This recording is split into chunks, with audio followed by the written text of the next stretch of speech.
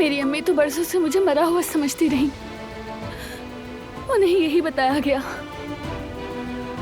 ताकि वो मुझे तलाश ना कर सके, मेरा पता ना लगा लें।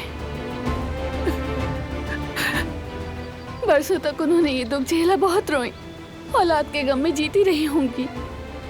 आप भी तो एक माँ हैं,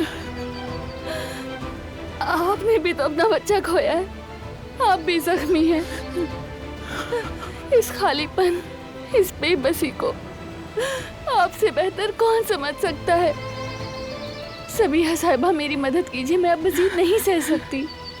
सांस लेना दुश्वार है।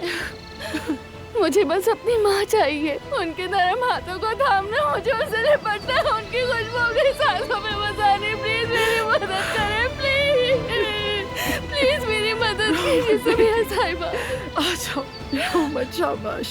प्लीज मेरी मदद कीजिए।